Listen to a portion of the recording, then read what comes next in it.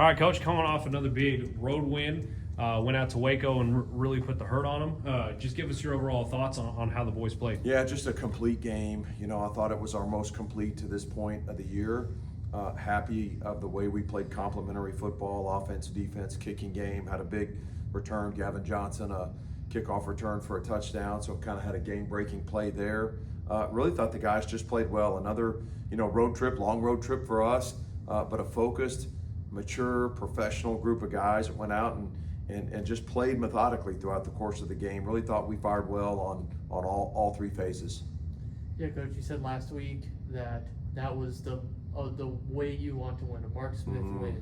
Is this win just kind of building on top of that? I think so. I think that it is. I like running the football and controlling the line of scrimmage, and I thought we did that against Belton, and we did again against Waco as well. Whenever you can control the line of scrimmage, and run the football and stop the other team from running the football, it opens up so many other things that you want to do. And for 2 weeks in a row, we limited them, on the ground, and we did a really good job rushing the football. So I think that, if you peel everything else back and look at it, I think teams that control the line of scrimmage win the majority of the time.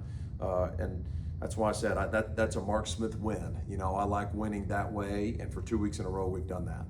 Coach, it's obvious the offense has been ramping up to where it's at right now, but to win a game, you got to prevent points. What has the defense done to really also throw their name in the hat of this performance? I think just consistency in their performance. I think what we've had is maybe one guy's got bad eyes on one particular play, and playing defense, there are no punts on defense. You can't say, oh, shucks, and punt the ball away if it doesn't work out. If it doesn't work out on defense, they score points. So, there's a level of intensity that's required there from a mental perspective all the time. And I think we've gotten better and better and better at that as the season has gone on. And with that comes a lot of familiarity and comfortableness with what we're calling on defense. New defensive coordinator this year, and it's gotten better each week. And I think the players now understand, okay, situationally, this is what we're probably going to be doing. And whenever you do that, you got the confidence in that and what we're doing, your performance level goes up. We had, much fewer mental errors in the game this past week than we did in any of the previous 4 games. So we're trending in the right direction there. Moving into this bye week, what is the one thing?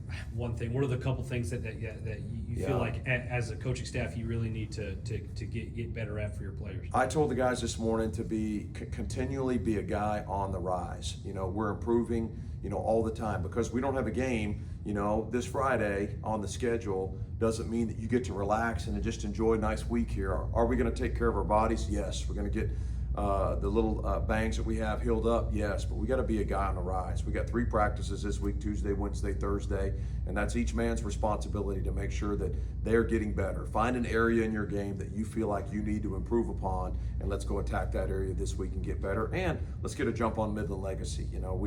We've got the scouting reports already ready on them. They've played all the games they're going to play to this point, just like we have. So we'll have a mixture of practice time this week of Bobcats going against Bobcats and also split scout stuff getting ready for the first district game.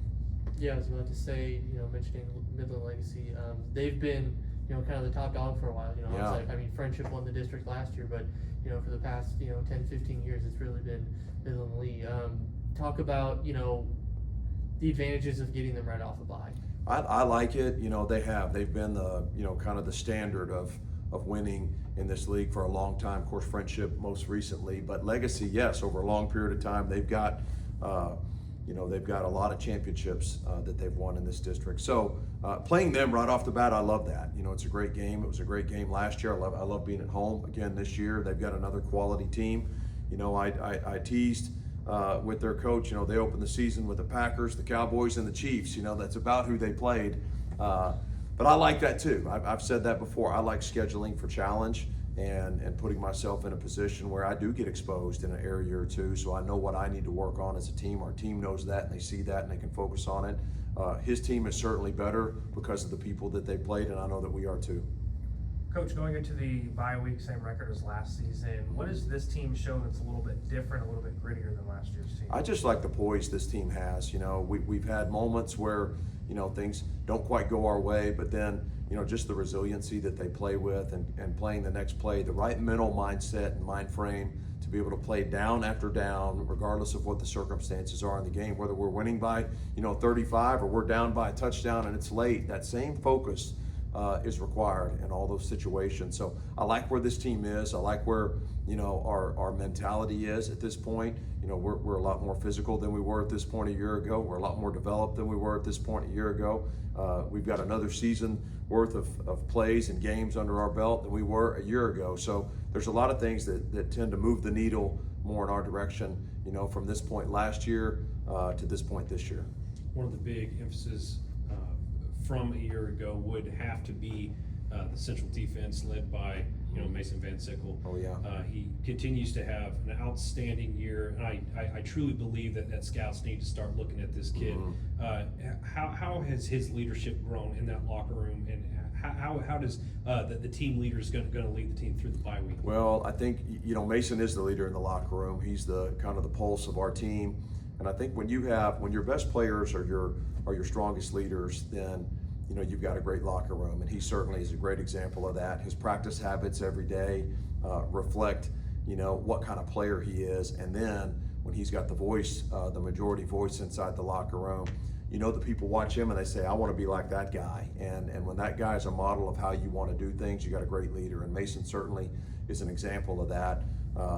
And he sets the tone, with the guys in the locker room. So, messaging is big, and things that come out of my mouth to the team, I know get echoed by Mason inside the locker room when he's in there with the guys. And not only Mason, but other leaders as well. But he certainly is a great example of that, and I'm certain that he will make sure we have 3 good practices this week to get better. All right, thank you, Coach. Thank you, guys.